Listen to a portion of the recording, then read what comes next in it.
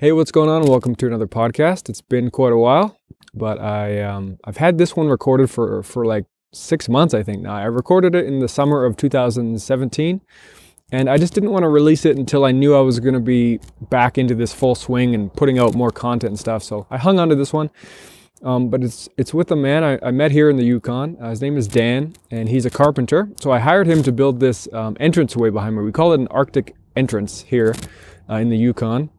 It basically acts as like a buffer zone to keep cold out of the house and to stomp off the snow and stuff before you go in. And people might call it like a boot room or a mud room. So he helped me build this summer, and it's awesome. Super awesome to have it this winter, actually. So he's kind of a traveling carpenter who's on a bit of a spiritual quest, you could say. Dan's plan is to move out into the wilderness, into the woods by himself and build his own cabin way the hell out there. He's not planning on being, half an hour from town. He's going days and days hiking out into the wilderness to, we get into why he's doing it, but part of it is it's a challenge to himself, and it's also to learn from nature, to learn from the animals, and he gets into that.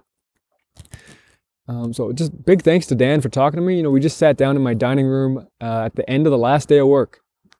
So it was kind of casual, but it was a lot of fun, and I think Dan's a super interesting guy, so I'm really happy to share his story with people and share his wisdom that he has. And yeah, Dan, thanks a lot. I hope to see you again in the spring. It's about love, not cash. Stealing money from the poor's a bit rash. Line your pockets, fill your tanks with your rockets. Look at it, we just can't stop it. Loving your neighbour with bombs is wrong. Loving your neighbour with bombs is wrong. Just don't become late. That's the only rule. Loving your neighbour with bombs is wrong. Loving your neighbour with bombs is wrong. All been going on way too long.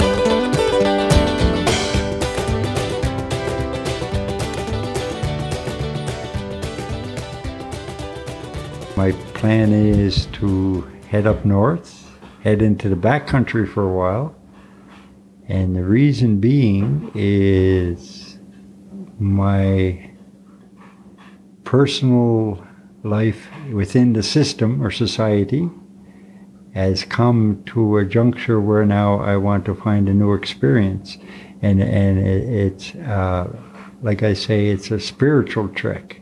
And what I mean by that, I want to go into the wild by myself for a couple of reasons. Number one reason, I've seen most of the animals, wild animals, in the short incursions I had into the mountains in BC and different places in Canada.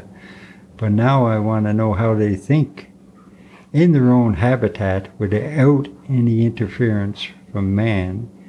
And I believe by doing that, it would give me a better understanding of my relationship to the earth. The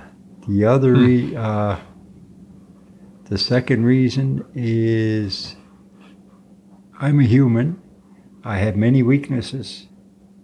And when you're out alone, depending totally on yourself, that means cutting the apron string from society, you'll find out very quickly your weaknesses and your strength. Right.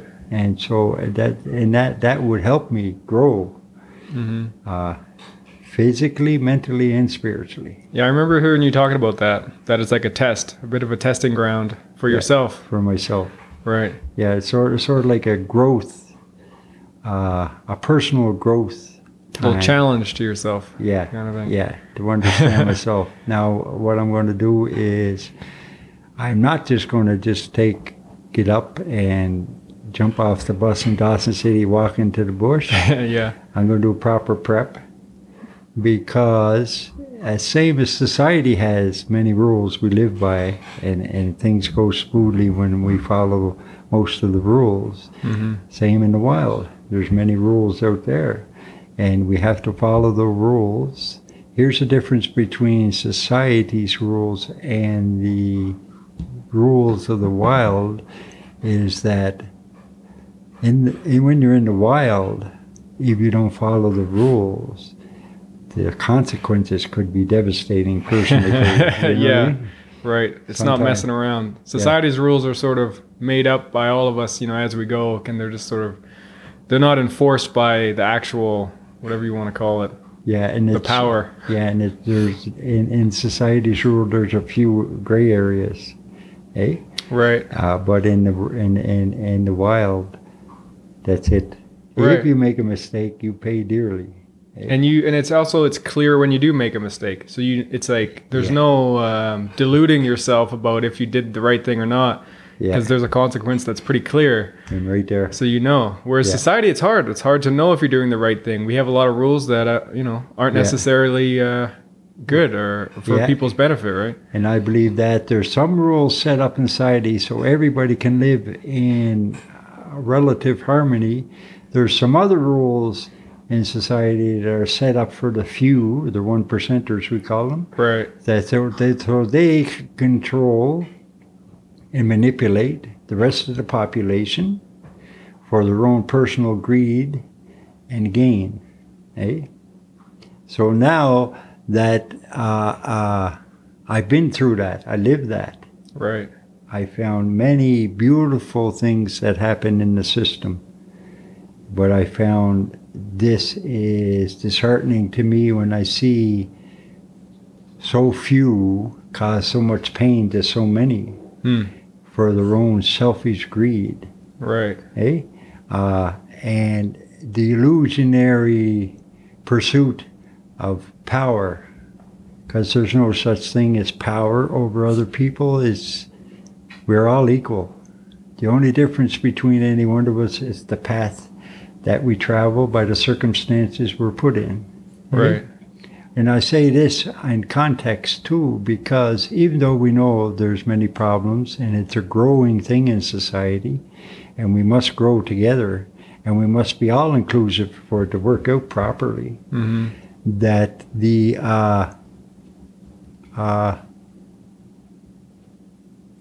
have to start thinking of the other guy. To me, society and humanity nowadays is equivalent to a little child in a sandbox. And what we're doing now, and a selfish little child in the sandbox, so what we're doing is, instead of throwing sand at each other or throwing nuclear bombs, but it's the same childish pursuit. Right. So that there's no such thing as being better off than somebody else. That's a materialistic, false security blanket, chasing the carrot. Right. Now, I'll go back to the 1%ers again, eh? Now, when we chase the carrot, we're playing the game of the few that's full of greed and selfishness. When we wake up in the morning and walk down the street and say, "Hi, how you doing? Have a great day," we are being what humanity, I believe, is supposed to be. True to each other and not judgmental of each other. Because if we judge other people, all we're doing is looking for an escape route from our own inequalities. So work on yourself, eh? Right. And say, "Hi, how you doing? Have a good day." Help out where you can. If you can't help out, I'll tell you, there's nothing. When you see a person sad or walking down the street or in a bad mood or something, if you say hi to them from the heart with a smile on your face, you watch them light back up again. Right. And that's something, like, I've got to know you now over the last little while, and something I can see that you do is, like, try to purposefully make little positive interactions all the time, and just sort of not let the situation or environment consume your situation. You project what you want to have happen. You're very good at, like, setting your limitations and your boundaries, but also offering something to the people around you, like, and not just letting it sort of happen. You set it out clear from the get-go. You have, like, a habit of doing that, it seems like, eh? Yeah, something you try to do. A few people, and when I've been in the stores talking to the cashiers and that, and they say, "How you doing today?" And I would say, "I'm always doing good." And they would say, "Why?" And I would say, "Because nobody else controls it." Right. And what I mean by that is, from growing up in society and going through all the challenges and everything that in the system, that what happens is we learn from experience. And my experience, in my opinion so far, has been that if we have to stop chasing the carrot, we have to put the people first, and we have to, because if we do that, then that takes away this falseness that's in the 1%ers, that they do have control and manipulation over the population. Because you got to remember, that's only 1%. The other 99% is us. So when we wake up and say hi to each other, the manipulators don't like it, but they're going to have to learn to grow up themselves. You know what I mean? I do agree. Like I thought about this the other day. Just that our culture seems very like immature. It seems like an immature culture. Like in general, if you look at like the broad, how we operate, how we interact with each other, how we chase money, right? You're talking about this greed, chasing the carrot, chasing the material stuff. And it's always like one day we'll have what we want, and one day we'll be whole or at peace or something. But it's always the carrot. It's always like the next week or the next month or the next year. The Joneses. Right. Instead of actually just like, I guess you're talking about sort of being in the moment, being day to day. You know, that's something, if you're out in the bush, like something you're seeking maybe is that by removing yourself from this culture of chasing that carrot, being out in the bush, and then you're living day to day, no matter, like you have to live day to day. For sure. Because there's just so much work to do day to day. For one, if you're out there, you can't just be putting your feet up all week and no, you can't. But here's the other thing too, that in by living out there, 2,000 years ago, a very wise man came along and he said these exact words. He said, I am right here now. I am. The past is gone. The future's not here yet. If I live in the I am, there's no stress. Right. I'm living in the moment. So that when we live in the moment, of course, he paid a terrible price just to try to help us out. And if we live in the moment and respect each other for who we really are as equals, then I think that we will grow up, and there'll be pains and challenges along the way, but the world will be a much better place for every one of us, not just for the few, but for everybody. And that's what I think. This is the inevitable future.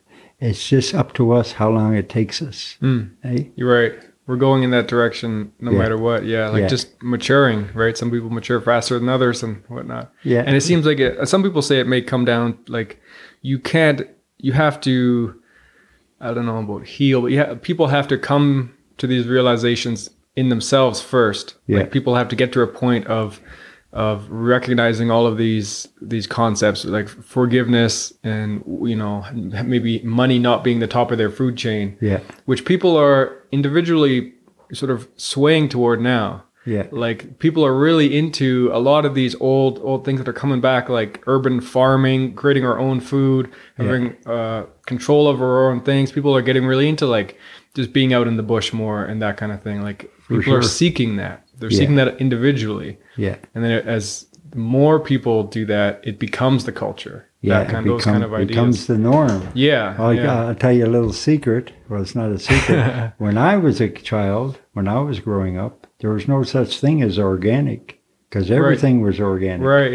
It was the norm. And what happened is, if you let people like, I'll keep away from the names. I want. What's that, Monsanto? Monsanto. If you got people like Monsanto, where money is the god. And so here's what they'll do. They'll put a chemical in the soil. And so they get the tests back and they say, oh, this chemical is no good for the soil. They don't take that chemical. You know what they do? They add 2 more. Right. You gotta, balance it out with more, not less. Because they're making good money off of that first chemical. So they add more. It may make the plant grow faster, but it just adds whatever downside chemical, pesticide, or whatever it is that's hard on people's digestive systems or whatever. Oh, and I personally believe that the chemicals that are in the food, and some of the food they call food is not food, especially it's processed stuff they buy in the stores, that it is very, very conducive to the illnesses we have, And in the world today, I believe if we eat healthy, take the stress away from the lemmings or chasing the carrot, and I bet you I bet you 80 to 90% of the illnesses will just disappear. I think I agree with that, yeah. They just showed up recently in the 50s and the 60s. Yeah, it's a lifestyle thing. It is totally. Yeah. I've learned that now. Just, you've seen me in the last little while, how I live here. And how lately we're stressed. We're working too much, right? Working too many hours. Yeah. We come home tired, so we don't have the time or energy to actually eat healthy food. We just, we want And then they had the other stuff going on with your renovation and everything. Yeah, right. So, I've been because we just bought this house that I'm in last year. We bought it, so I've been learning about what it is to own a house in this society, and I'm learning a lot that I didn't know about. Right, we got into city building permits and things like that, and just the amount of time we have to put in, and then dealing with all the legal stuff, dealing with lawyers and different insurance companies and all these things that just take so much time, and they use language that's really hard to understand quickly. So you're spending all of your time doing this. You have to work so hard to pay property tax and all these things that are quite expensive. And permits for every little thing you do to your house and all this. Some permits are good. We're taxed on everything. Again, I would say this again, that's some permits need for safety and the safety all. Some are money-based. Yeah. You know what I mean? They just want to cut all the time. I had, I can go into this. I've been through society for quite a few years now. I can pick out all the negativities that are out there. But I say, we all know what's out there. We all know what's wrong, But I say the only way I can change the world, I cannot go out and chase down my neighbor or tell him how high to build his fence or what color to put on his siding. I say, I'll work on me. Make myself stronger. And by example, then the rest of the world learns, because if a person's walking down the street and they'll say, why is that guy always in a good mood? And then they'll start coming over and say, hey, buddy, why? And then you start explaining. Sort of leading by example. That seems to be what it is. I've learned that too. And I talk about all these sort of deeper ideas, spirituality things. And, I've learned I can't just stay with my family. I have people in my family that I'd love to sort of sway in this way. But the best way for me to do that is to just be that way and not tell them what to do. Because that doesn't work, It just doesn't work. It doesn't work, because then you'll end up with an enemy. Yeah. People don't. It's like what you said before about being free. If you're free, you're much happier. If you feel like you're under control of someone, you're not going to be in a good mood. Well, that's the best freedom I could find on this manifestation mode we live in now. But the thing is that still, even though I'm on a personal journey, I have deep respect. I'll give you an example of that. I'll talk a little bit about the guardians of this land, the First Nations people. This conciliation thing is a great step forward, but it's a good start, And the First Nation people know this, that it is not a privilege that this is happening. It's their right. They were here before us. It wasn't them that screwed up, it was us. I'm talking about even though I wasn't one of them or come over with them, I was born here, the colonial people. That come over, and the same as the 1%ers. They come in, they raped the land, they were welcome here. They come in, they raped the land, made a mess of it, and then they treated the landlord like shit. So now we got to get over this, and here's how I get over it. Just very simply start out, because there's still a lot I got to learn. Say hello when you see walking down the street. Say hello and say it with respect, And because these First Nations of this land have a vast, better knowledge than any Monsanto would ever learn. You would learn from Monsanto. So, but first you have to start saying hello. And that's the starting, and from there, and just grow from there. And there's still more to learn beyond that, but that's a good starting step. Right. I've heard it like in that book that I lent you, that you'll read one day. Yeah. One of the big ideas in that is that people are here as stewards of the land. We're here to take care of the land and the animals and the earth. That's our job, really. And it's just an idea, just something that I've had in the back of my head. And I've definitely found that if I have this property here, and when I'm taking care of the property, improving the land that I'm living on, creating a garden, I've got chickens now in my backyard, and I'm taking out all the garbage that's been buried in our backyard and all this. It feels, that's where I get sort of a pride and a good feeling from. Self-satisfaction. Yeah. And that, I mean, I just, being aware of my own feelings, like that's something that makes me happy. It's pretty simple. I can go weed the garden in the morning and it makes me feel a little bit better for the day. Like that's all. And if that's something that makes me happy, if I try to trust my intuition, that's maybe something I could be doing more of, something that I should be doing, I guess I could say. Oh, excellent. Yeah. And I would say that in regards to that, see, here's another thing. I'll give you a word of wise knowledge that the natives learned. Hey? For thousands and tens of thousands of years, they lived here, and they lived with the land.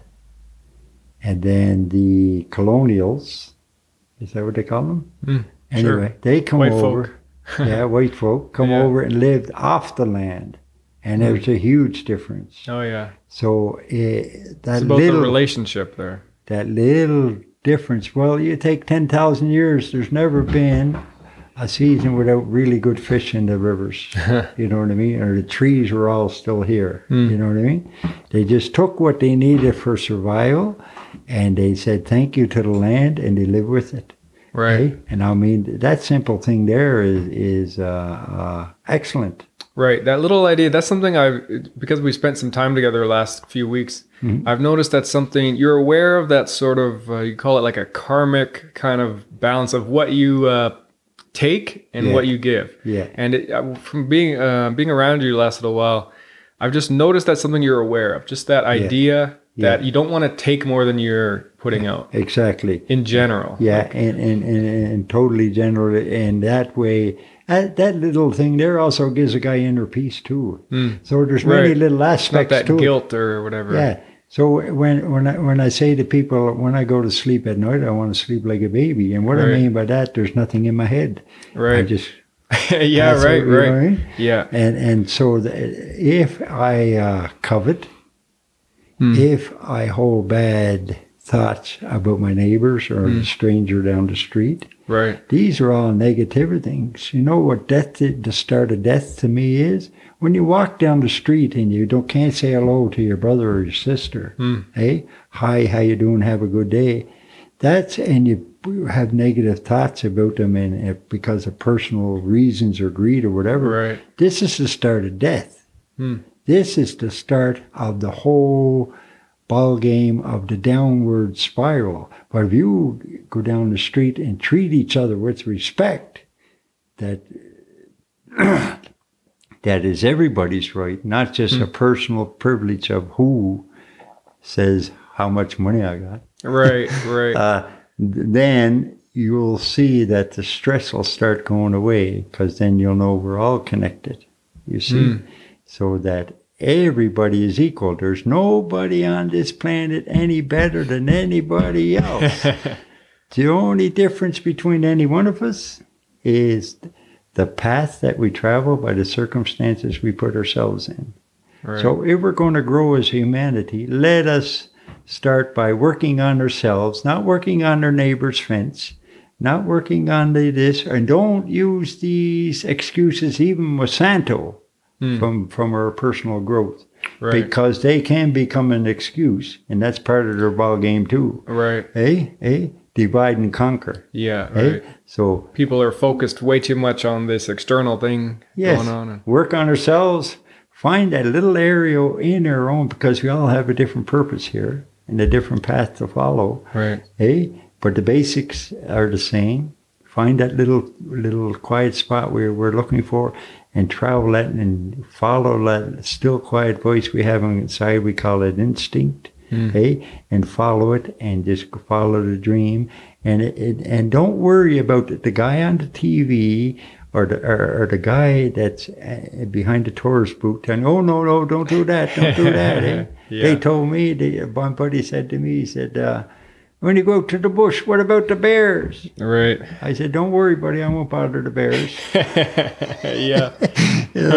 So it's simple.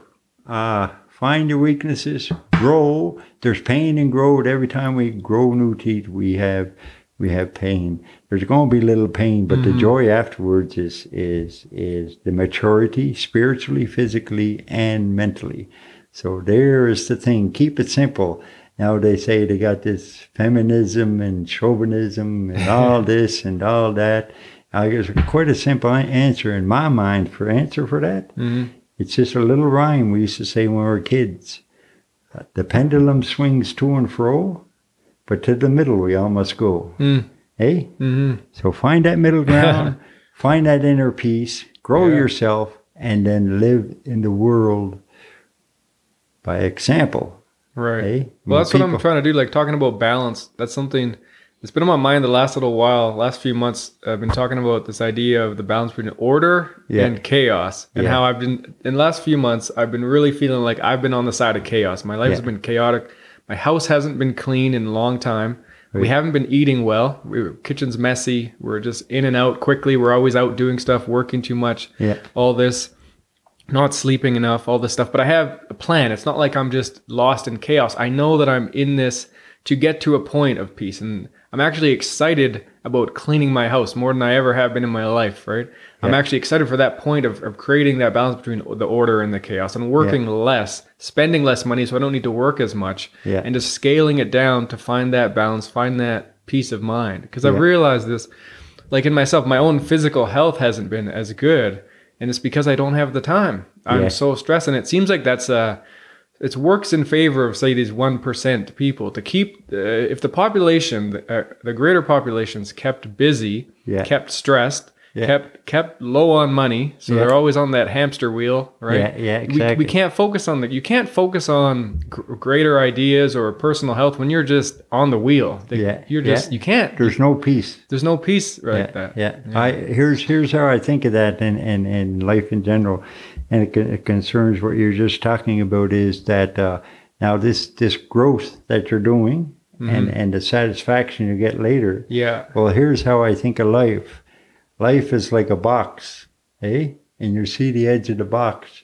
So you strive to get to that box because you know that box is a prison. And personal freedom. Right. So you get to the edge of the box, and there's a great satisfaction when you achieve that personal, spiritual level. And then you have a peace comes over you and you feel satisfied. Right. And then after a little while, when the peace subsides and you look around, you say, oh, it's just a bigger box. Right. Yeah. So you keep, and this is, I think this is my life's journey. So the box gets bigger, and there's more room to play in. Right. There's more peace, but there's still challenges. Yeah. And then we continue on there, and then we get through that box, and then we get to the bigger box. So in relationship to what my purpose is on earth, I believe that this is a big schoolyard down here. I'm talking in the physical plane. Right. And how we graduate is, and there's only one test at the end, is how we treat each other. So there's no all the other challenges and achievements, like knowledge that we learn as we grow in this life. Any knowledge that we learn should be passed on. The knowledge is not for the few. Knowledge is for everybody. So say if you you find an answer to the genetic problems and why we're not only living to 120, But then you say, wow, I'm so smart, but I'm going to keep it to myself because that gives me inner power over the my power, body. yeah. You see, it's illusionary.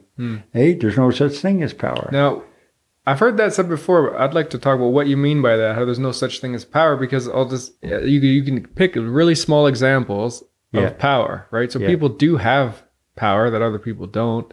No, they have gifts. Okay. Well, like you can say, like, what's gifts? Gifts are here. I'll say what I mean by gifts. Okay. Gifts are somebody like a natural person. Like say in hockey, Wayne Gretzky or Crosby or one of the naturals. Other people would say they've practiced their whole life or whatever. Yeah, but here's the thing: there's other people that practice their whole life and achieve that level, and do achieve that gift. Okay. So that is a personal thing, but I'm talking about in regards to power is illusionary. See, we learn so much knowledge, and we believe that knowledge is ours to hold on to, and that way it gets us feeling better, but it's at somebody else's expense because that knowledge is not ours. That knowledge is, we achieve that to pass it on. So when we find knowledge in any aspect of the human endeavor, if we find knowledge that that's going to help humanity and we keep it to ourselves, to me that's a spiritual sin. So we learn our knowledge, then we pass it on. And then some people say, and this is another trick of the 1%ers, well, if I tell Buddy, then he'll be doing as good as I am, or he'll take advantage of me. Right. Well, he'll take something from me. I'll lose something because of... But you don't lose something. That's a trick. Because here, you don't lose nothing. You are doing the right thing. It is their actions. If you hold that back because of their actions, they are controlling your day. Right. You see? Yeah. So when you achieve the knowledge, and you pass it on, and people will do good and will do good and bad with that knowledge, but that knowledge is not yours to decide because you're not God. I'm not God. I can't hold on to that knowledge. See how it's a downward spiral? But if you find something and say, pass it on, to the next guy or to whoever asks or whoever seeks, then everybody grows and the whole humanity grows. Right. And guess what? All these stigmas of the anger that's in the heart and the fear that's in the hearts of our brothers and sisters fades away. You see? Because we're not holding on to anything. So it's not what comes into us, it's what we're putting out. Yeah. No, I like to play devil's advocate a bit and talk about power and stuff. Yeah. But it's something I believe in as well. And like that secrets, when I've had secrets and tried to keep them, it doesn't feel good long term. And I've felt so much better by doing this podcast, even by being able to just share things openly with anyone who wants to listen and just put it out there. It actually feels... I feel lighter because I don't have as much to worry about. I'm not thinking, oh, what if someone finds out this about me or finds out this? I don't care anymore. And I'm the same way. Whenever I say I go to sleep at night, I sleep like a baby. Yeah. And they'll say, some people have said to me, man, you're in good shape for your age. Yeah. Well, that's part of the reason. All these little things I try to practice. Right. Now, I say that in context. I still got a lot to learn. Right. It's a growing thing. And that's something what I was thinking about when you were just speaking there, was that it seems like the more that I've learned, the more knowledge I have, it just seems like the more I don't know. Exactly. The more I learn, the more I actually learn I don't know. There's so much more to it all. It certainly brings humbleness to the human endeavor. Yeah. So that when I learned something, when I was a young guy, I'm a carpenter by trade. So a young guy, apprentice, we would have an apprentice on site, and you would show him how to use a drill properly or saw properly. Yeah. Well, man, they're on top of the world. Right. I know it all. To that point, But then they come back the next day, and you show them something else, and say, wow. And then as you go along, same as this life. Yeah. The more you learn, the less you know. You know that you know. Yeah. You know what I mean? So it's always a growing. So you're never bored. In the bush, in the wild, there's so much to learn. I'll be like a little kid out there. Right. You know what I mean? Yeah. And it's not all about survival. It's about it being one with Mother Nature and enjoying it too. And sort of, there's going to be many aspects of that out there. Right. Okay? You So know maybe we can go back and talk about sort of your plan. Break down your plan a little bit. Like we're in the Yukon territory here, and you've come here basically with the idea to go into the bush and, you know, build a cabin for one, build a home, somewhere to live. And maybe we could talk about that and how like what in your life brought you to this conclusion, to this journey. Okay, the reason why I came to the Yukon, because there's a big country up here. There's a lot of places up here nobody's been to yet. Right. That's where I'm tending to go. And no, I'm not going to have no phone up there, so don't know. And I want to, there's two ways you can do it legally. Now, even though you're in the wild, I do not agree with these people that go around and take land for free and move into people's houses and don't move out when they rent them and all this stuff. These are right. They're just breaking more rules. They're no different to me than Monsanto. So when you go in the bush, there's one way to do it. I'm an explorer. I do prospecting. I can set up a claim and build a cabin on the claim. Mining claim, like a placer. Right. Not and that's something that's been done. Like it's a common thing up here. This is where the gold rush was. Yeah. That's something, you know, over the years people have done that here. So here's some of the few basic rules of that. If you have a claim, you can put a cabin on your claim, but no foundation. Right. Has to be on skids. Yeah. You have to renew your claim every year. You have 7 days grace. And you got to prove that you're mining the land somewhere. Yeah, you got to do a certain amount of development on your claim. Yeah. So I mean, if I find a gold, I have no problem claiming it. Yeah. Yeah. And then the Yukon government wants 2.5% royalties off the top of that. Right. So when you're doing, say if you go look for gold in the wild, and to me that's still being part of the system. So you still follow the system's rules. That's what I'm trying to say. Right. The other way is a homesteader's law. You can develop a land, It's a national law that was here in the 1800s. You pay so much money, for permission to develop the land. Right. Now, you can't just go pick like your neighbor's yard. Yeah. It's got to be on Crown land. It can't be near any reserves or mineral reserves or provincial. Yeah, there's locations. Yeah, there's approved locations. Yeah, like it's got to be totally Crown land. And that's where you're planning on going anyways. Way out. You're not planning on being close to anybody out there. So. I'm going that far out. I'm going to have to come back in to hunt. Yeah, right. But anyway, that's just a joke. I just want to be out there. I want to be by myself because it's time for me just to grow within inside myself a little bit. Right. And that's the only way I really... I'm not running away from society. I've been through it. I've met its challenges. Some parts of it I agree with, some parts of it I don't.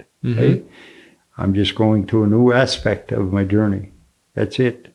There's no running away. There's no get away from this, get away from Monsanto. When you want to come talk to me, I'll meet you out anywhere, anytime, and I'll tell you the truth right from my heart. And these people that are greed, and if you want to scrap, buddy, I'm from the old school. You see what I mean? Yeah. So I'm not running away. Right. When we talk about these people that live off other people, my ire gets up a bit. You know what I mean? That this is something that's disappointing to me. Right. So I tried in the last few years of my own journey, including being from doing really good to homeless to doing really good again. I tried to practice what I'm preaching. Right. Because I don't want to be, I don't want to be a hypocrite. Yeah. That's part of it. Yeah. Smoke time. Okay. Yeah. Sure. Yeah. Maybe just start with we'll just talk about going into the bush still, and that, and maybe just what do you think led to the decision to that, and then we'll get into the sort of spiritual side of things. Okay, so it comes down to basically the same thing. You go through life and society, You go through all the pitfalls and the joys, but then you realize that that's not completely you yet. Mm. There's more to yourself. There's more to the journey. So it's just like a going from grade 5 to grade 6. You learn new things, new challenges, So different aspects. You kind of just found this is where your journey's taken you, that this is the next step for you. It's just the next logical thing. Next thing in your journey is to go out and do this. And here, see, you learn on religion. I've studied religions, some all, and some in generalities, some a little more specific. I think there's, and they're great avenues for the human experience, but there's a limit to them. So I'm at the juncture now in regards to religion is go beyond it a little bit. Right. And a personal thing, whether I come back later or just keep going, what I believe is beyond is, I don't know, because that's great. That's a gray area. Right. In my thinking. You know yeah, what I mean? right. But in order to grow as a human or grow as part of humanity, I have to work on me a little bit. So it's like going back to school. Right. But on a spiritual level. Right. Now, I've studied like the different philosophies over the years a little bit, and there's a certain level. They say, oh yeah, that makes sense, but then there's few doubting questions where, oh, well, I don't really agree with that. It sounds like there might be something better. Now, when a person goes out and looks and seeks, on a spiritual level, you might come back to the understanding, well, yeah, it was right all along. But you have to find that in your own mind. I see. Yeah, you gotta have it. You gotta figure it out for yourself. Yeah. To believe it, to really believe. Yeah. And I've talked about this with people. Is that there's a difference in you can say you believe something, but there's a difference in actually believing in something. Exactly. It's a totally different thing. Yeah. And so, to me, the only way to find that is through experience. Yeah. Right. All the books in the world, many beautiful books, many beautiful authors out there, but there's a certain point where you have to go inside yourself and say, is this working for me, or is this who I am in relationship to that endeavor or aspect or whatever? Right. You know what I mean? Yeah. So that's the main scope of the spiritual journey of being alone. And for you right now, you're just like, I need to go learn this for myself and be out there and experience it. And you're like, it seems like you're aware that you're going in there to learn. That's exactly. You're learning about yourself, learning about nature. Yeah. You talked earlier, I don't know if we talked about it on the podcast or off, but in seeing the animals in their natural habitat and learning from them there. Yes. And that's where you'll learn from them. You can't learn from them in a zoo. I can't, or watching the video. Right. You know what I mean? So the thing is that to be in it and let them be natural and learn from them. And I think that would give me a better understanding of my relationship to the earth. Right. Because every animal, except man, in my opinion, takes to give. When we get up to the human level, it just takes. And this is where I think that is, to me, that's an inefficiency in my spiritual thing. Instead of just me, me first, just to be. Right. They say, like the great philosophers say, it's one thing to perceive. So they say, some philosophers say that the greatest achievement is to become perception itself. Oh, yeah, I've heard that, yeah. What I mean by that is to, like without judgment or without your own filter, but to perceive things as they are. In the religions, they say, me and my Father are one. Yeah. We are the same. They say, and that's in the Christian religion, they say the natives say that you are the bear because you have the bear spirit in you, because you and the spirit of the bear are one. Right. Hey, you understand each other completely. Right. Hey, not in just general terms or precursory, you know what I mean? Yeah. Not like me here and them there. Yeah. Oh, yeah, I understand that, what you're saying, but it's a whole different level to become one with the land, the animals, and the earth itself, the Mother Earth. You see? So the earth is a living entity. I'll say this right now. I think this is very important, that the Mother Earth is a living entity. And mankind thinks that they can destroy Mother Earth. I'd say they're sadly mistaken, because what's happened is Mother Earth is going to let it go so far, and guess who gets destroyed? It's humanity. It's not the earth.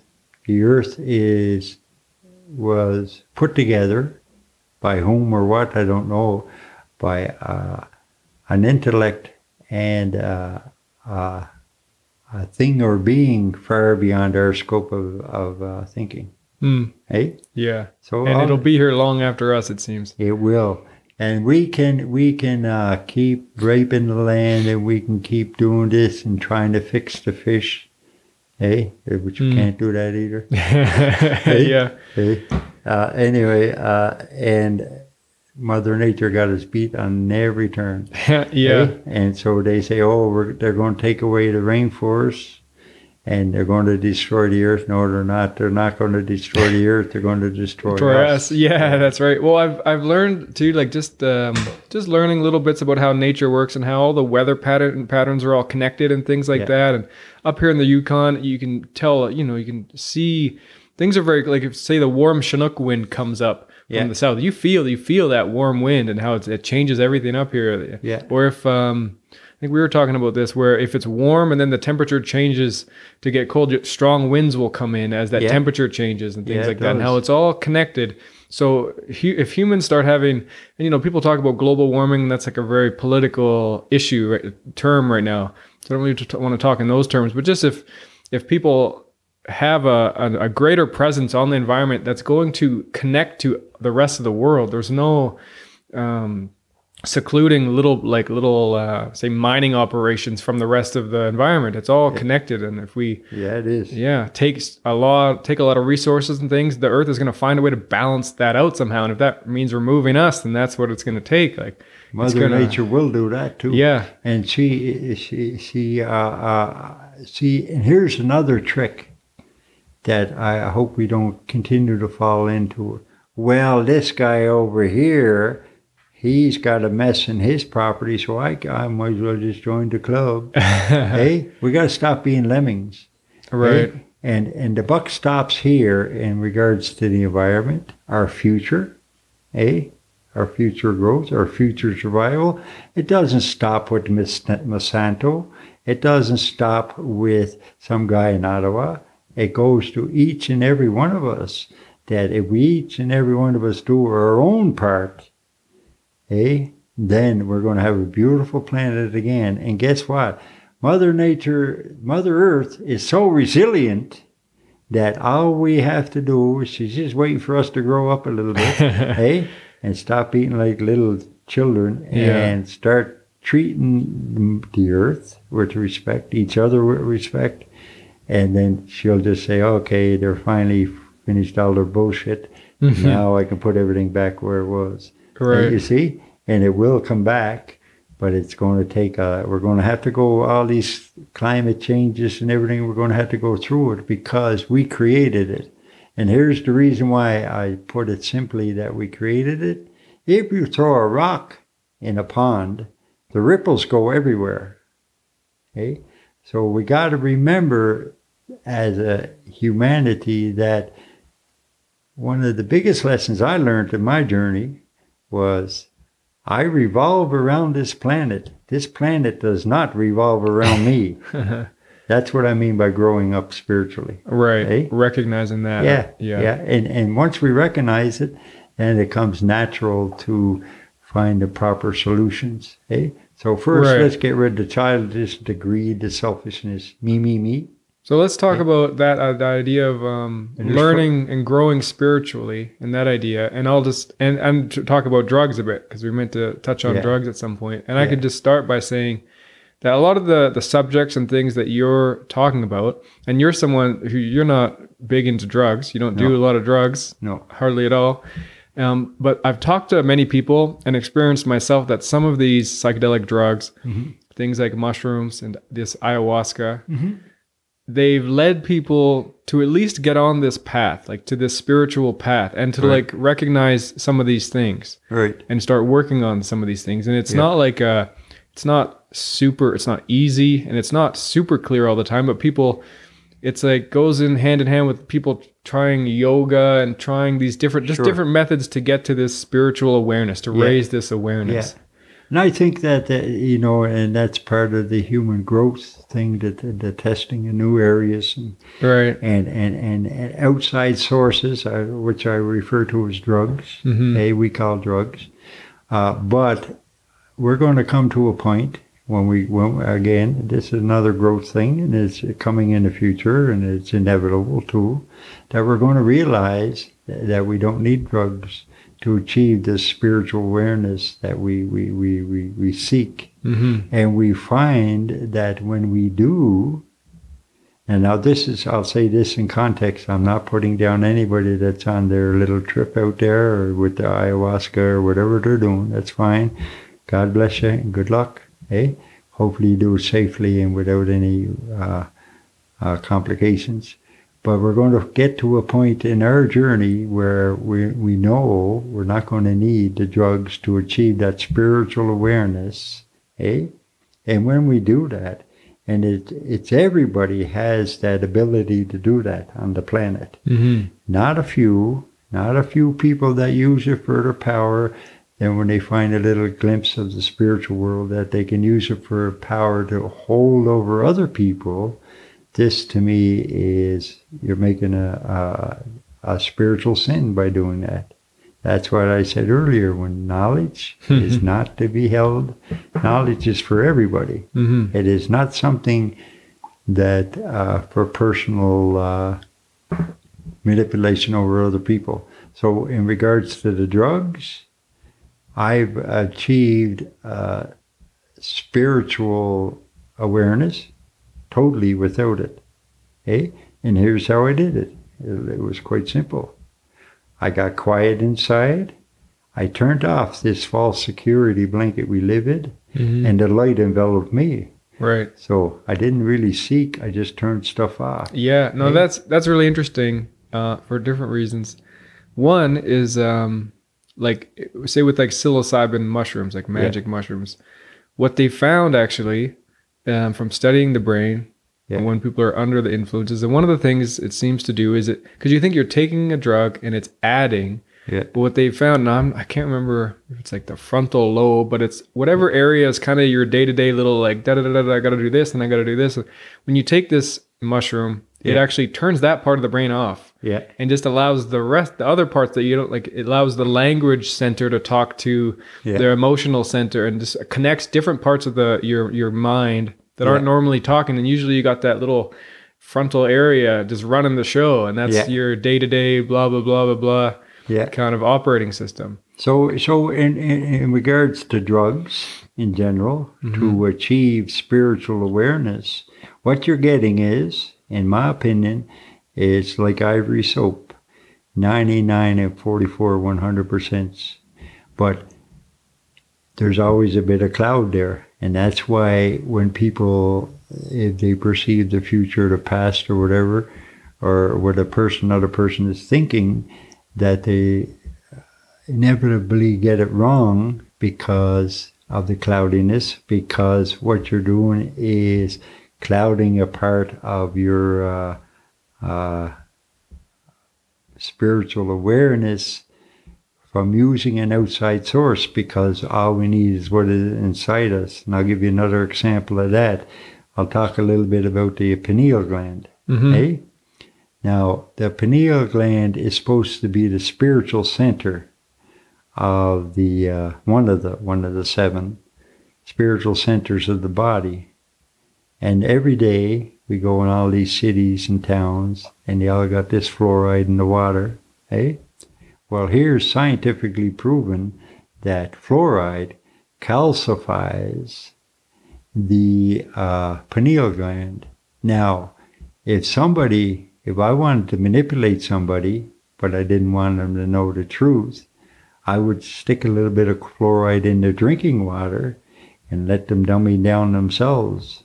Hey? Now that's an idea that I've heard lots. It's out there. And what's funny about you, I mean, to me, what's interesting about you talking about the pineal gland is that's something that's talked about a lot in these psychedelic circles. Yeah. Because this really powerful psychedelic DMT, dimethyltryptamine, Right. that's what ayahuasca is. It's in ayahuasca. Okay. That's the main ingredient. Yeah.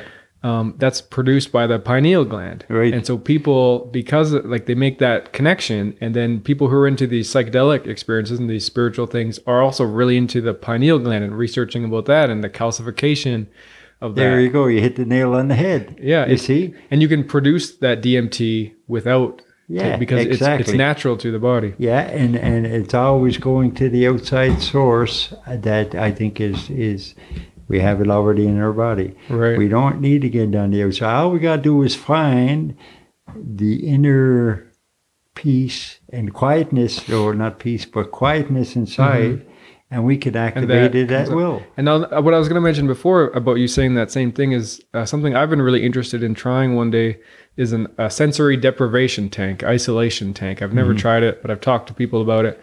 And people report these it's basically just a tank full of water and salt. So you're buoyant, you float in the salt. It's as soundproof as it can get, and then there's no light. Yeah. So, and the water's heated to the same temperature as your skin. So you're laying in there and all of your senses you don't have any input coming in. Yeah. So it's like the most alone kind of place you can be with your thoughts.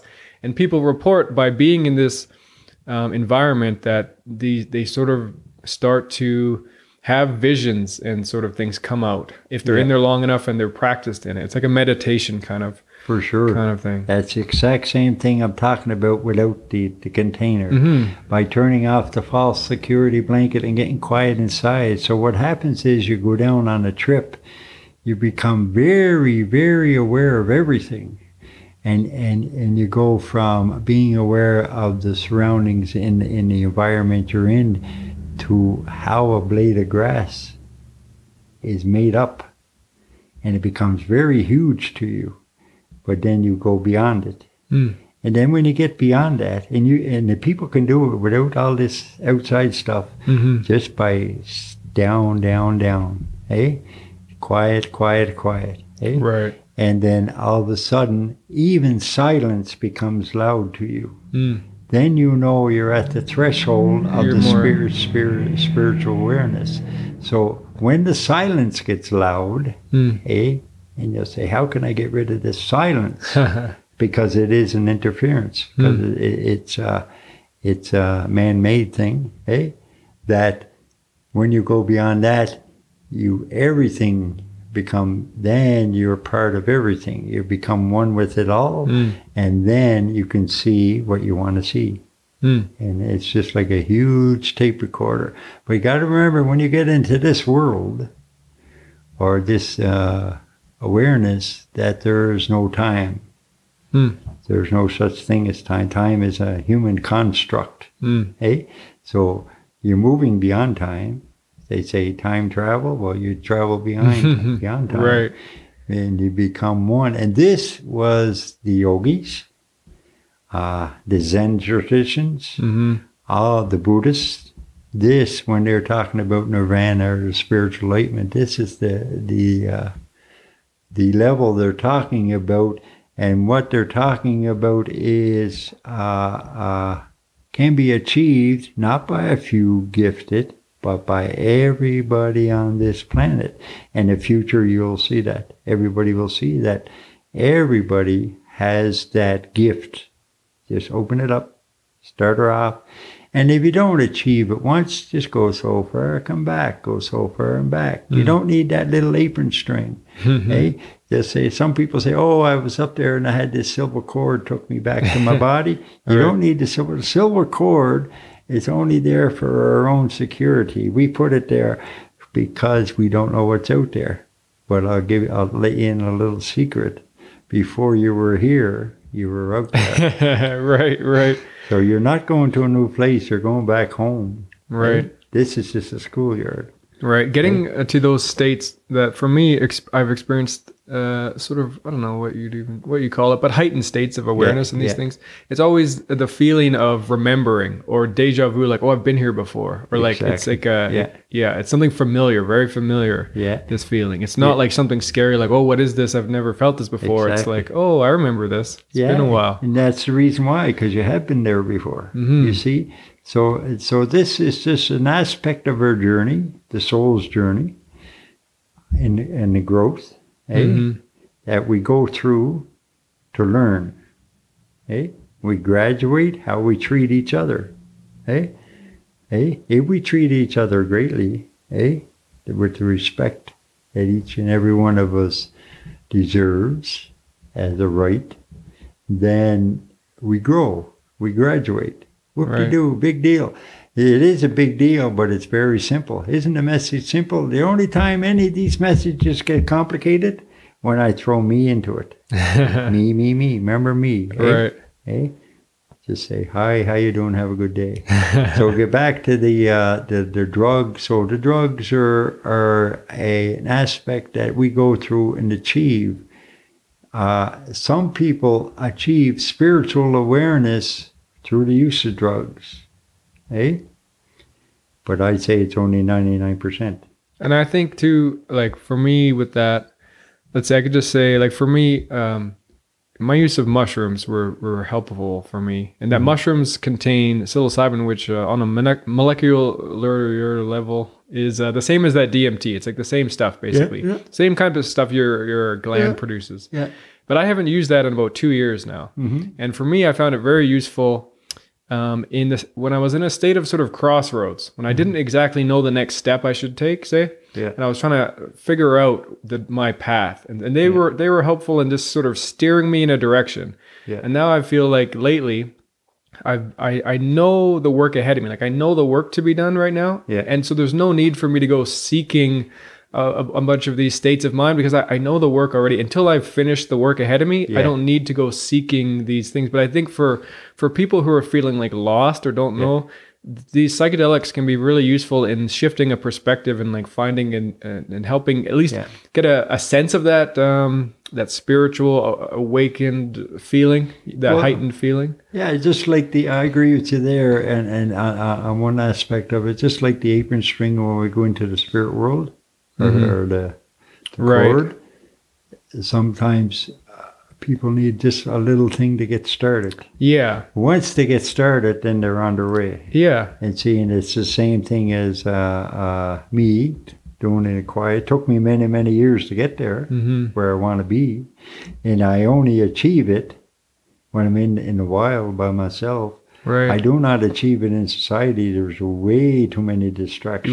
There's too much going on here. Too much to tickle your senses every direction. So, but when I'm in society, when I'm in the wild, it takes a couple of weeks to wash myself from society. You know what I mean? And it's natural. And that's something we were just talking about while we were having a smoke there. It was just that idea of when you get out there, and you're out there for long enough, you sort of get in tune with whatever awareness is happening, and then you feel like you can, at that point, some other sense is heightened, some other sense of awareness. They actually kick in naturally. So it's like you get rid of one thing, all these distractions, and it goes. You don't just go out there and say, "Okay, I'm going to forget about everything instantly." It's a process.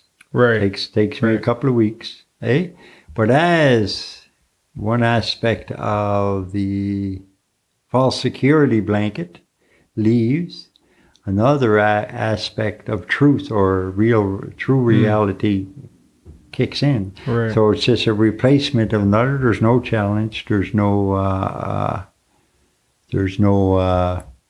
struggle. It just comes naturally, because why it works for me, because that's where I want to be. I'll give you an example. I done the West Coast Trail.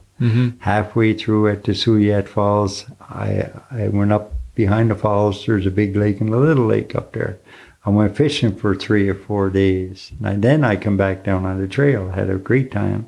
And I ran into the conservation guy on the trail, and he said, where were you at?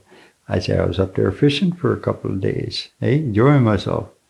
And he said to me, weren't you afraid of being lost back there?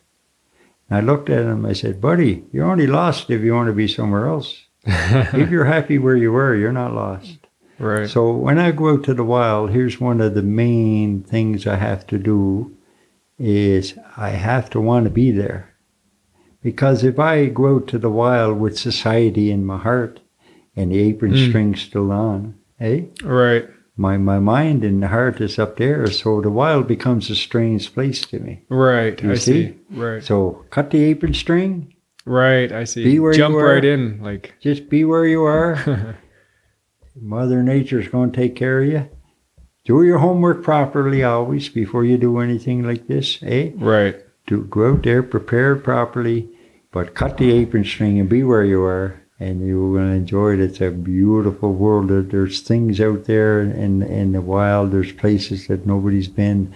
And there's things out there you're going to learn, you're going to grow, and you're going to have a wonderful, joyful time because you are where you want to be.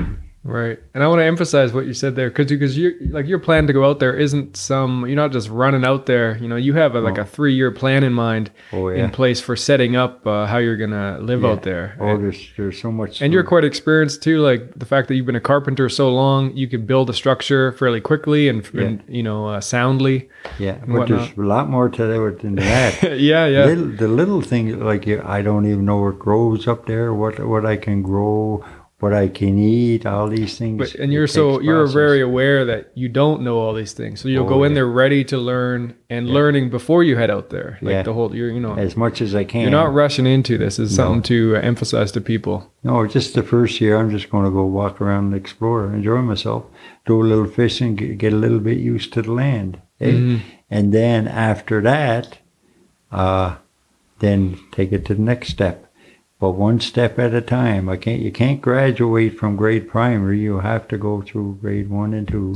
You know what I mean? You can't skip steps. Yeah. And I think if a person uses their head, and does their homework properly, there's no reason why any one of us can go to the wild whenever we want, the way we were supposed to. And do you think then? Do you think it's possible for us to transform? Because not everyone is going to be able to go out by themselves in the wild or bring their family out to some cabin in the woods. Do you think it's possible to for us to evolve our culture in some way, our communities, to sort of have a more widespread spiritual awareness, a widespread connection to our land and to where we are, to the earth, in cities or in communities? Sure. I think that's quite easily possible. Like what you're doing here with the chickens and the gardening. See, that you're bringing Mother Nature to you. Right. And you're still working with her. And that area, the people, if you want to know some wisdom about that, talk to some of the native elders. Right. They'll give, if they trust you and they feel your heart's in the right place, they'll share with you many tens of thousand years of wisdom that they know, and they haven't forgotten. As far as that connection goes, and right. And so you can bring it in. The main thing to bring the Mother Nature in to society is we have to change the attitude of society. And what I mean, the selfishness, the greed, and this Monsanto stuff, Now, don't tell Monsanto where I'm going. No, that's something I believe as well. Like, that's kind of what motivates me to do this kind of thing, is that I think it's possible just to change our cultural mindset, the conversation we have in general, and focus more on what's real and less on what I think a lot of people are realizing now is that chasing the money and all this just isn't working. We've heard it from enough rich people who say they're miserable that it trickles down and people just stop chasing that as much. More people are traveling, more people are just getting out and and getting out of Here's what I think the of money. rabbits. Money is just a tool. It's like my hammer when I'm building something. Hey, well, at the end of the day, I put the hammer down. I don't worry about it anymore. Right. You don't sleep with the hammer. No, and I don't worry if the hammer is getting rusty or getting anything. Right. I use that tool. Yeah. And money's just a tool. It's way overrated. Yeah, that's the thing. It's not like you can just have no money. Like No. you got to get some money. Because it's a tool of society. Yeah, that's what's the reality right now. Now, I So you noticed need to deal with it in some way. a lot of these entrepreneurs that are trying to get the corporate mentality, they do this in a way that they'll overemphasize everything and overblow everything, but it's all for personal gain. So you got to be careful. Use a little bit of discernment when you're out there in society and you see a new product coming out, because I'm so sick and tired of getting all these new products out and finding out 20 years later that it causes cancers. And the people that put it out there knew that from the beginning. Right. Hey? And then all of a sudden the company closes and they leave society with all the problems. Yeah. Hey? But money's the god, so if it makes Chasing money. the money. Yeah. If we take in their mindset, if we use money in the proper thing, it could be money, it could be chickens, it could be gold, it could be like leaves. We could use leaves for money. You see? Oh, yeah. So what I'm trying to say, it's not the most important aspect of our life. It's just a tool, same as my hammer. And when because I live in society, I have to have a little bit of money on me in order to survive. Yeah. In order to live a reasonable, comfortable life. Everybody does in society. But that doesn't mean we have to continuously chase the carrot. Yeah. You don't need a bigger TV because the Joneses do. Eh? You don't need a better job, and you don't have to take the love away from your children and to grow them up properly for the pursuit of money. This is the trick of the 1%ers. Stop chasing the carrot. Start treating your children the way you're supposed to. Grow them in the love that we're supposed to be growing them up in. And watch, the world will change on its own. These people will fade away because there's no. If everybody stopped listening to their bullshit, then they'll have to fade away, because then they say, "Hey, man, this is not working." They're waking up down there and saying, "Guess." And know what we say down here? They're waking up down there. That's to the rich guys. Hey, you see? Right. So you got to remember that. Knowledge is for everybody, and part of that too is like people. It's one thing to like tell people stop chasing it, but it's like people have, like we were saying before, people have to experience it firsthand. They have to get to a certain point. I think actually it was a quote I read recently of Jim Carrey, the actor. Yeah, and he said he wished everyone could get all the money they wanted or something like that. Yeah. So that they could realize it's not the answer, or it's not what they're looking for. Yeah. So like this idea that if everyone actually became a millionaire, then everyone would understand that's not what you need. That's not what you want. Should be a millionaire by the time you hit high school. Yeah. The rest you're going to go on with. Right. Now, here's the thing. Now, money to me is not negative. It's just a tool. Mm-hmm. The negative stuff is the greed and the selfishness. And for me, like in the last little while, I had to stop doing this podcast basically because I went broke. I was like trying to focus on, following my passions, doing things, but I wasn't focused on working as much. I didn't. Yeah. I tried to make this work and make money doing this, and it didn't happen. I had to face reality at some point and say, okay, I need to make money now. I have to make money. So I can't just ignore it, that it's not it's real. I need it. Exactly. And now I've been able to work a lot in that time and get to a point where now I'm becoming comfortable with my money situation, and then I can tone it down now and balance it. Balance it out. And there's the trick. So if I got food on the table and something to eat at night, or food on the table, some place to sleep at night, Mm-hmm. Now my thresholds are a little different than some other people because of where I am in my spiritual trek. Yeah. But that's it. Then I don't worry about money, so that's basically it. It's just a tool. Mm-hmm. It's just a tool for us. Now put it in perspective, like you just said. Balance it out. Mm-hmm. Stop chasing the carrot. Stop being a lemming for Monsanto. Okay? I use Monsanto because everybody knows who they are. There's many other corporations out there that are just as greedy and selfish, and the money's their god. And it's not too like it's not that they're bad people, or they're just winning the game of capitalism or whatever you want to say. To me, it's like getting caught up in a race. They want to achieve what they believe. Some people in the corporate world want to achieve what they have a gift for, and they're driven. Right. But here's the trick of the people, your bosses, the people, only a few of them, they're not that many of them. They see this, and they manipulate you every which way but loose, and you're stressed out, and you end up with a heart attack when you're 42, when you should have lived to be about 95. You not enjoying yourself, but, oh man, am I getting up that ladder? Right. Stop chasing the carrot. Say, here, I'm an accountant. I'm a very good accountant. Just an example. I do a good job accounting. It's Friday. I'm going fishing. Have a good one.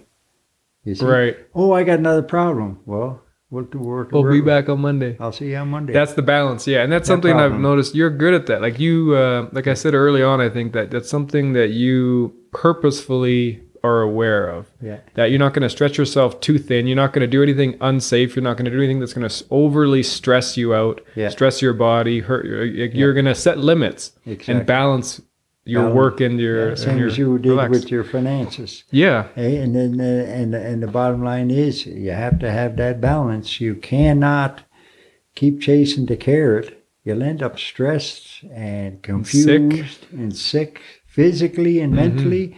A lot of these sicknesses are man-made. Oh, stress related too, for sure. Yeah. People are overworked, and that's what it is. Yeah. And that's something like I think really the money thing is one of the biggest things we have to fix somehow. I don't know how. All we have to do is take the money from the top of the pyramid and put it in the middle of the pyramid, so that the number one thing, the most important thing to everyone isn't money. I don't know how to do that. Well, here's how you do it. First of all, you get rid of the pyramid.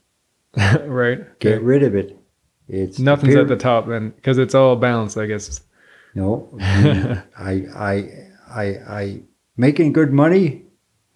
I'm making good money. I got food on the table. I can go to a movie when I want. I wonder how Joe's doing. Right. See, there are no pyramids. Hey, so. If I go up the pyramid, so if I call up Joe, will he kiss my ass? You see what I mean? There's how they think. Oh, yeah. Take away the pyramid.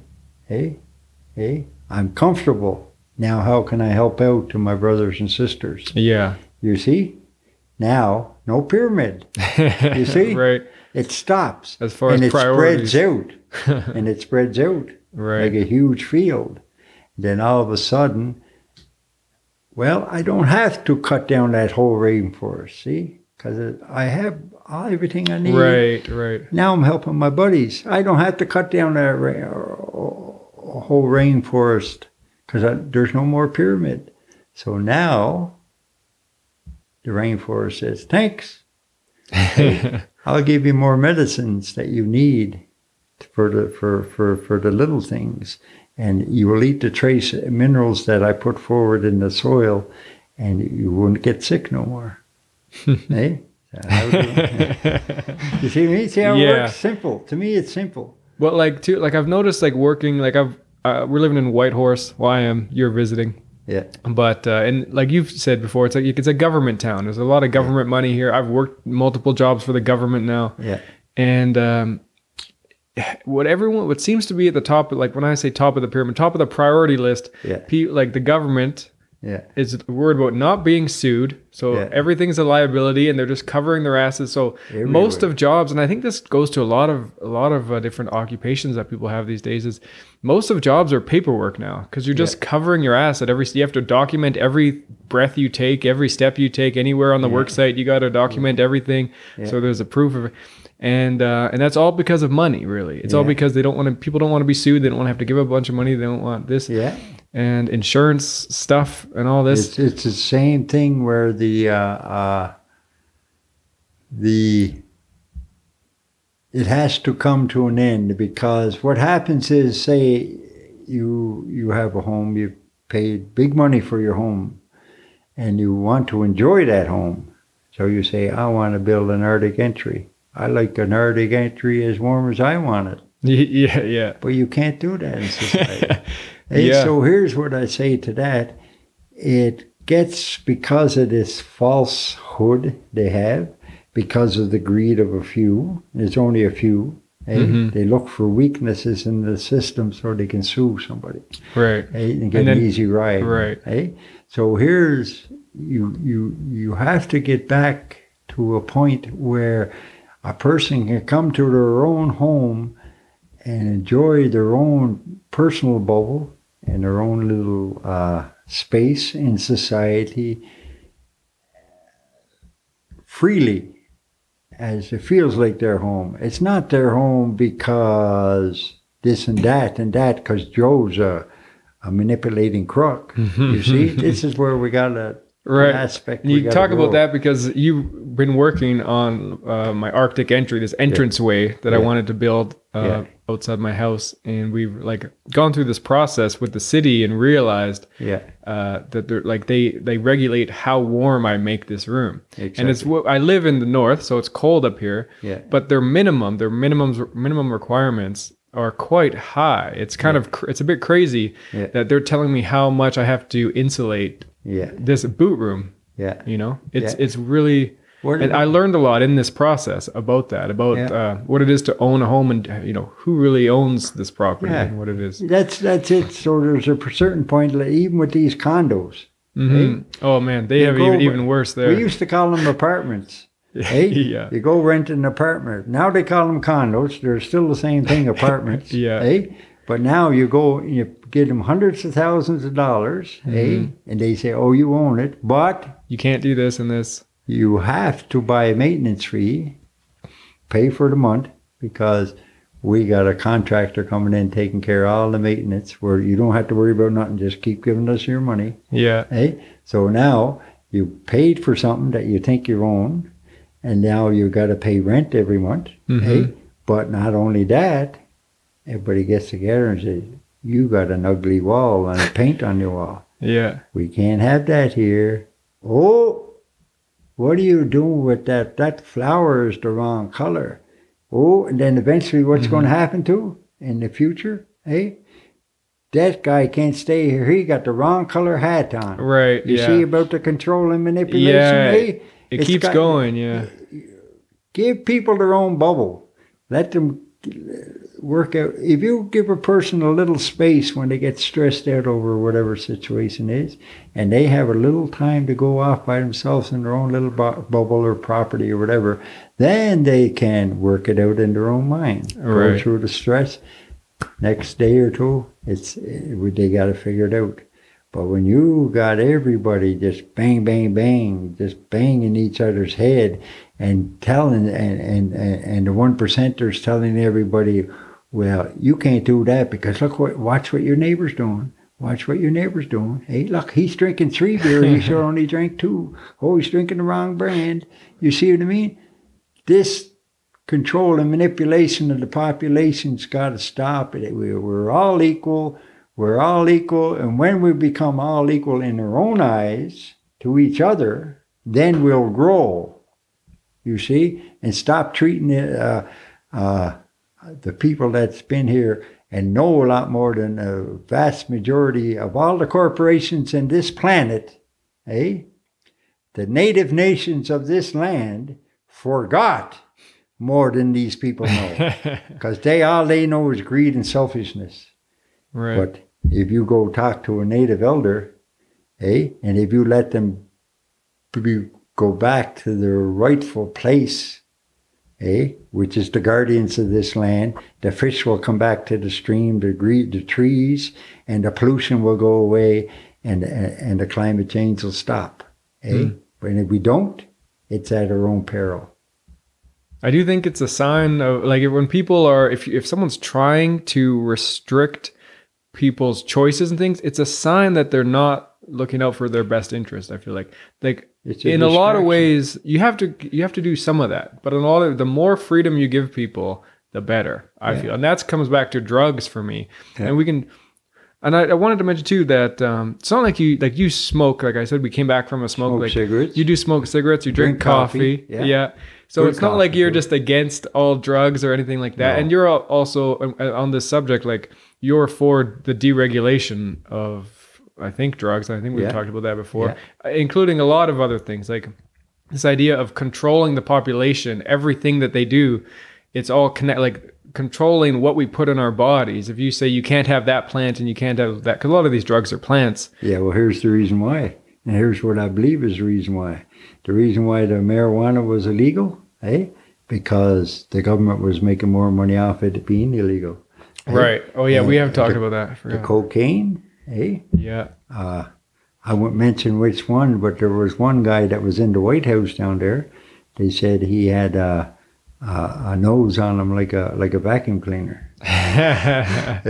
And well, and there's documentaries out there in regards to this, but they're never on the mainstream because the people that brought it up, they usually end up dead. So I'm not going to go too deep into that subject. I don't want to end up dead, but if any of you scumbags come up around me in the wild, rest assured, I'm going to be just as free as when before you got there. And rest assured also, I know how to scrap.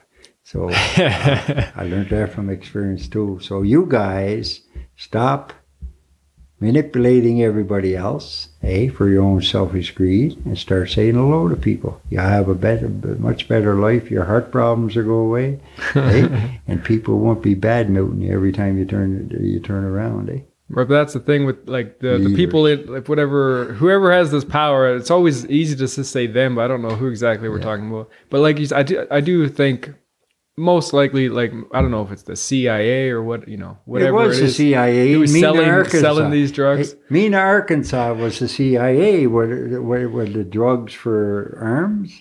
Well, it was the drugs for everything. Yeah. They had a black budget down there in the trillions that no record was ever kept of. And I got to tell you something else about what the CIA guy, I know one of the managers, he told me about, he said, you know who the President of the United States is? I said, who? He said, he's the guy in the shit house. He does what he's told, or he ends up like Kennedy. Right. So there's a reality for us. Right. That seems like something people are becoming more aware of too. That being the president doesn't necessarily mean he's pulling all the strings. No. No. He has a lot of power, but he's not pulling the strings. Yeah. These other guys that we're talking behind the scenes, they're pulling the strings. And there was a major coup in 1963 on November 22nd at 1 p.m. in the afternoon when they shot Kennedy. And if anybody thinks that it was one crazy guy on the sixth floor with a rifle, you can't possibly shoot that fast. Man, I got some swampland up here I could tell you. You know what I mean? Come on, guys.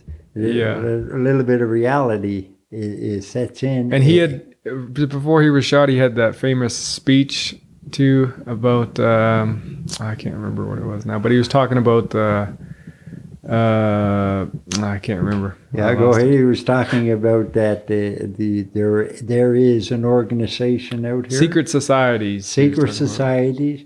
When we live in, and this is the exact thing I'm talking about, what he said that day.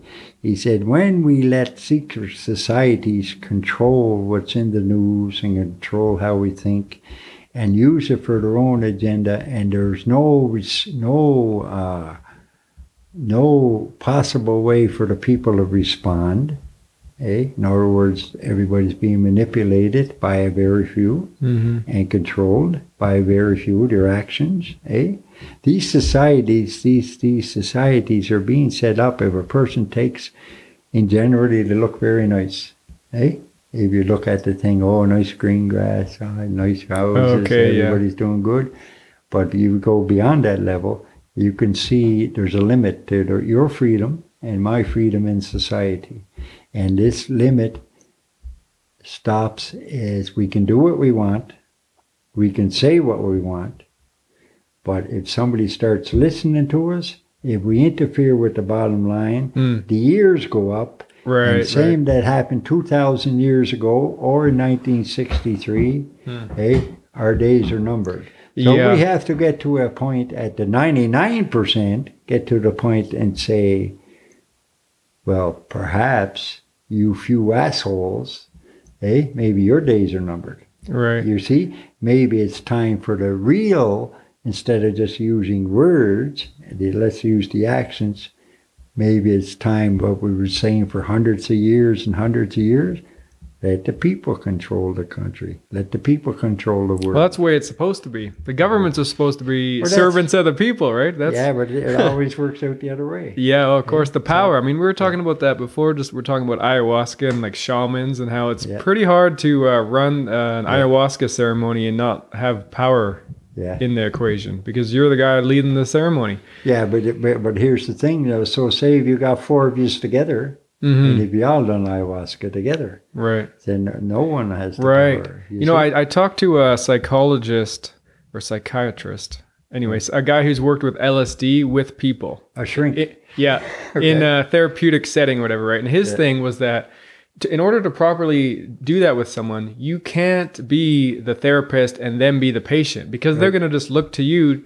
You have to be equal. You're both going to take whatever this is, and you're going to help. You're going to help each other. Yeah. There's no like, now you listen to me and you just give me all your questions and I'll tell you all the answers. Like, no, exactly. That's not how it works. It has to be a relationship. Yeah. But and it does, because there's what I'm talking about, the knowledge thing, that if the knowledge is given to everybody freely, and what somebody else does with that knowledge is none of my business. Right. I do not control. That's a control issue.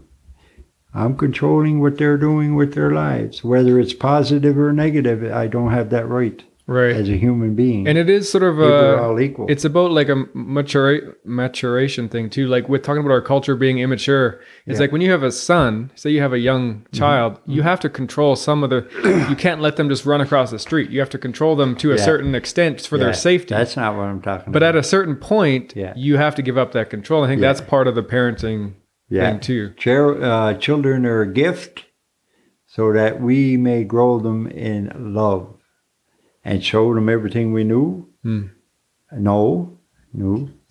everything we know, and then they grow up and they become a man, and because we showed them all the knowledge we had, and when they grow up, society grows up with them. And then at a certain point, society becomes a better place. You're also letting them free.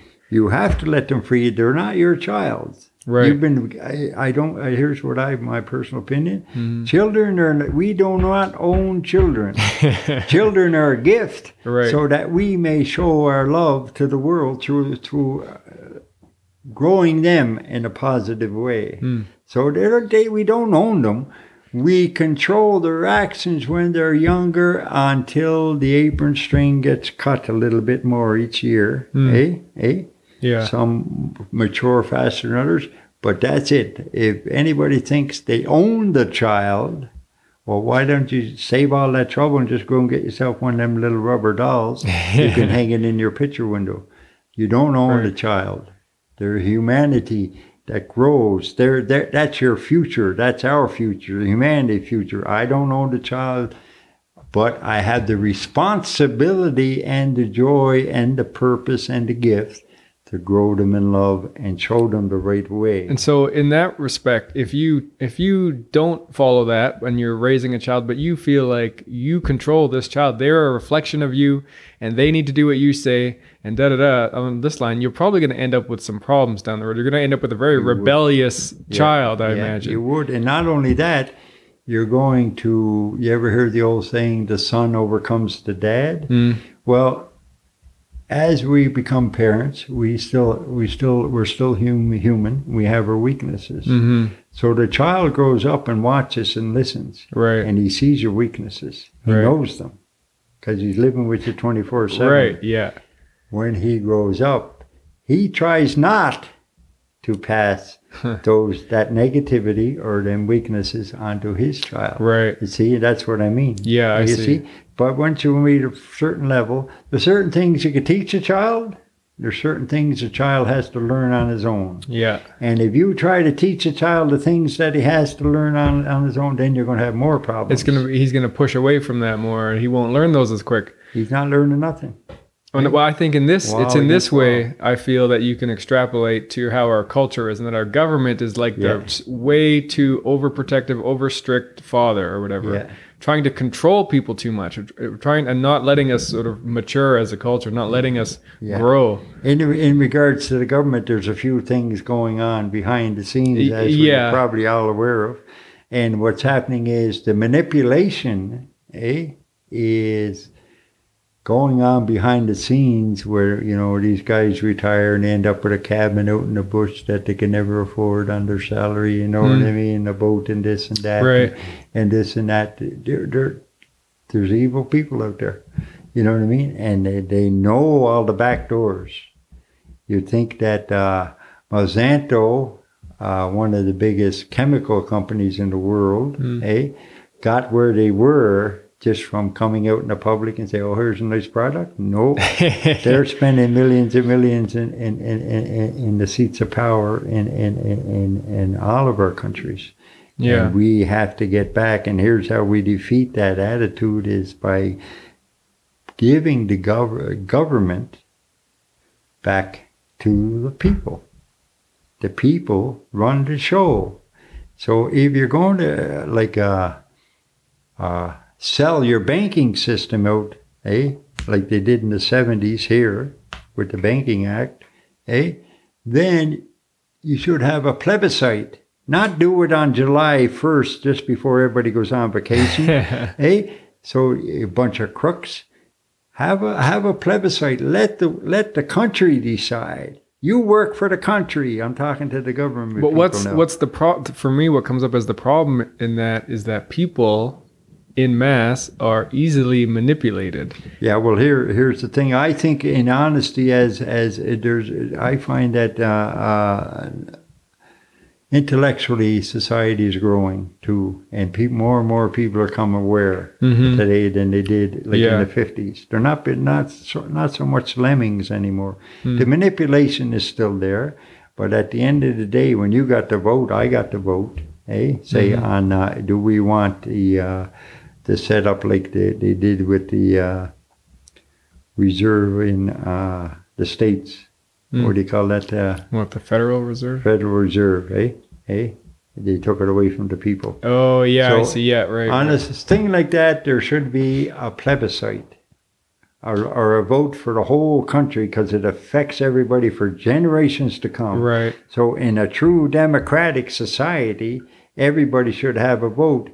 I did not send anybody to Ottawa to do that, to make them decisions. Big decisions like that should still go back to the whole people. And if they do that, then in the future, these backroom manipulators cannot take advantage of that. Right. Even if they put all the advertisement on the world, and they even manipulate the whole country through their intellect. Oh, yeah. You see what I mean? Yeah, propaganda or whatever. It's still my choice. Right. At the end of the day. And so to prevent I think people are mature enough to make the right choices for themselves. Right.